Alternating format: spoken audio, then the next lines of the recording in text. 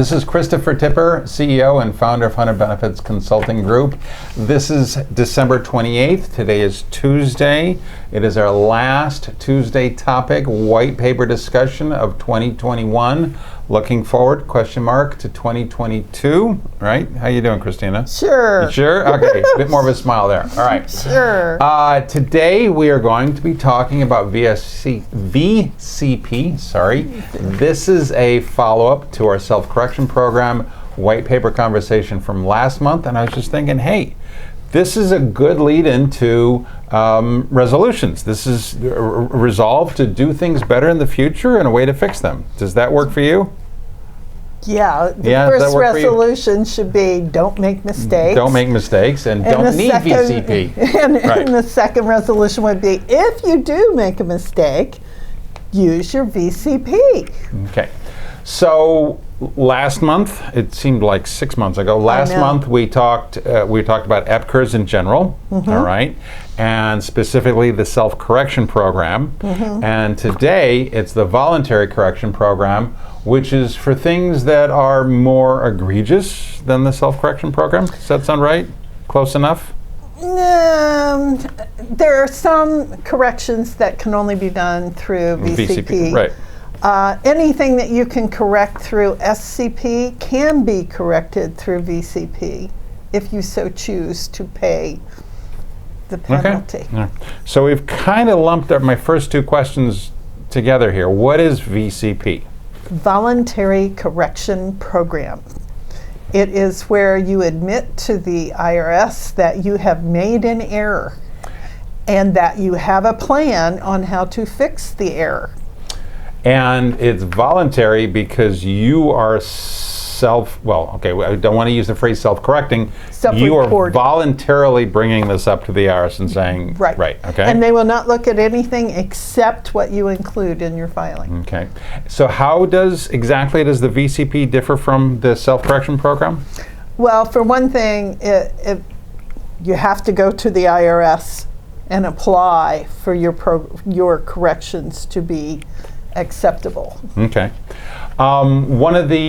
So self-correction is informal and self, and VCP is still voluntary, but we have the office dog in here. Angel, did she? Yeah, she's commenting. All right. Yes. The voluntary correction program is more formalized and involves a specific written request from the IRS.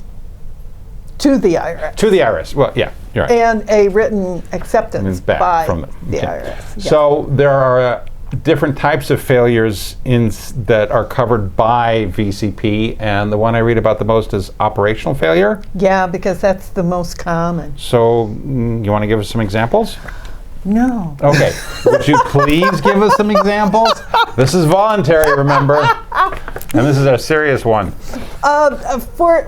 For example, if you're doing allocations, but you use someone's compensation that's in excess of the maximum compensation, okay, you have to fix that. That's operational. The plan document specifies that 401A17 has to be used, which is the compensation limit. Which is the compensation limit, and you're not in compliance with your plan document. Okay. That's what an operational failure is. Okay. You're not complying with what your document says.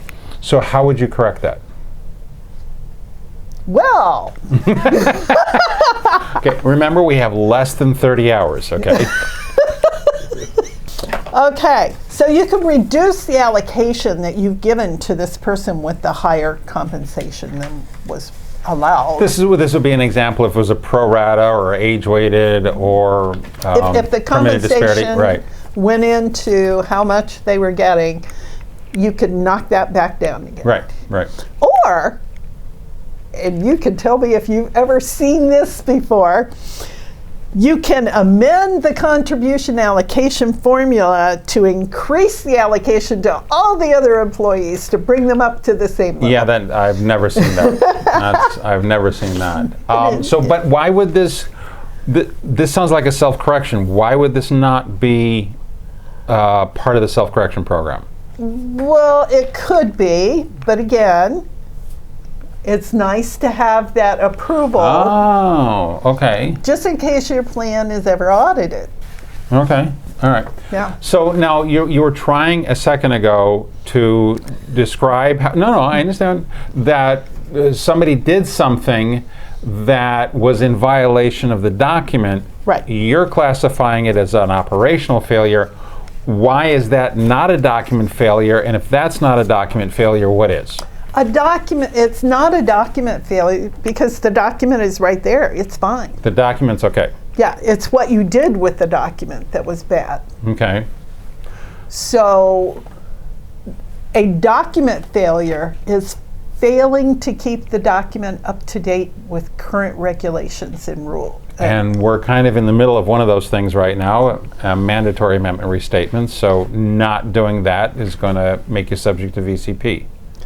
Yes. And that's not subject to self-correction. No. Right. Okay. No, because being a non-amender is a bad thing. Right. And not only is it the restatement, it's the interim amendments that you may have to adopt. And I think I saw the phrase non-amender more than anything else in Yeah. the white paper you've written. All right. Yeah. So let's say something's been found. We've determined whether it's operational or there's operational and document failures. Is there a third? There's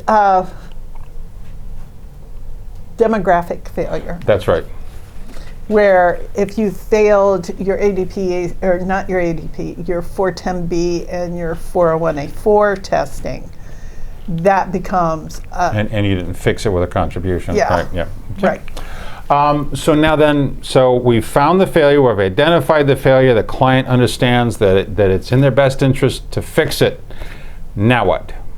How do we apply to the IRS? Well, first, if you're going to do VCP, you should really hire help. Okay. Because you need someone who's been down this road before, who understands all of the nuances of what's being done. Okay. That person is going to complete the form 8950. Okay, because there's more forms to follow, right? Oh, yeah. We're not going to list them all. There's a No. lot of forms. Yeah.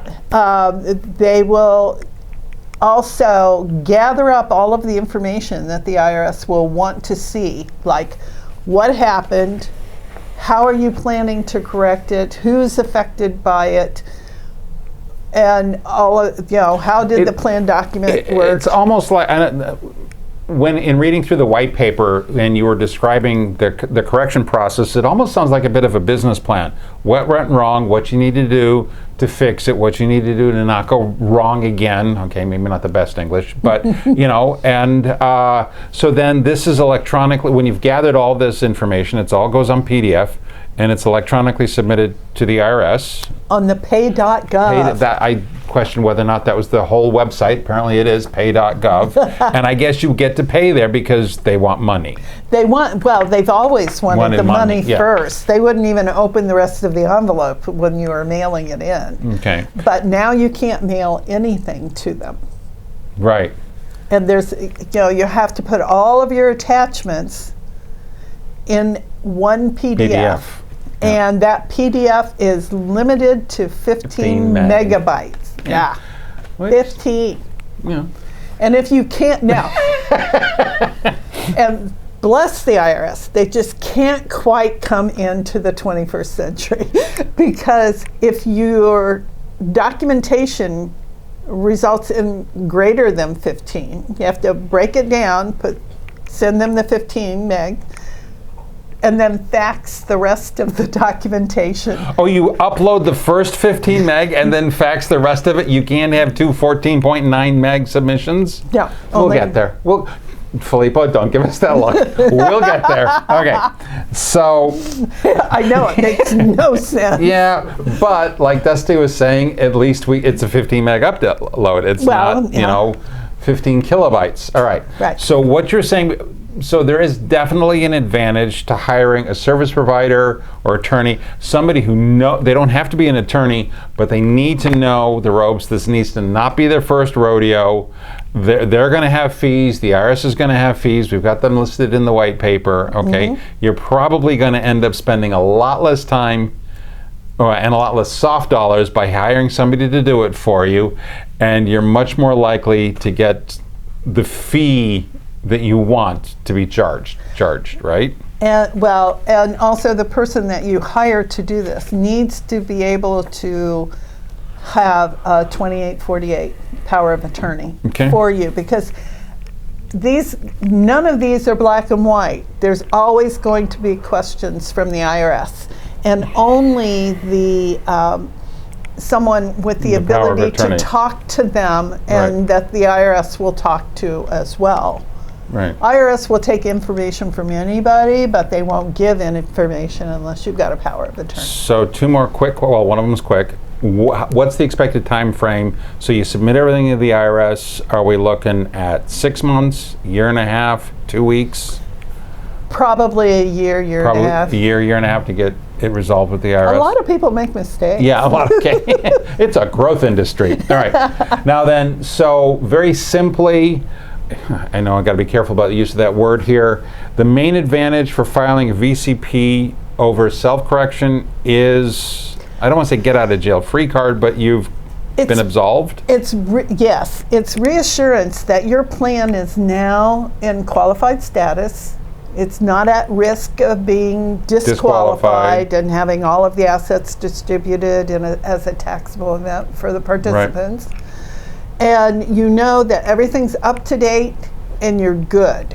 You've got a solid foundation. All you have to do is just mind your P's and Q's. Go forward and sin no more. So, yes. All right. So hopefully that it sounds more daunting than it is. Yep. We've done a few of these. We know what we're doing. Mm-hmm. We are professionals. All right. If you have any questions about this, about a self-correction program, Filippo, you brought up another correction program? Yes, VCP. Right, which I was just reminded of is for the Voluntary Fiduciary Correction Program of the Department of Labor. Right. So we're not going to have another white paper on that, are we? Did we do one already? No, we didn't. Do you want to? Probably do one. All right, next month. Join us next month. All right. I have a topic. We got a topic. Yay. So thank you very much for tuning in for 2021. We're going to be doing more of these for 2022, of course. If you've got any questions, some topic suggestions, please, sales@hunterbenefits.com. The website is hunterbenefits.com. Happy New Year. Wishing everybody a safe and happy 2022. Yes, a great 2022. Take care, everybody. Bye-bye.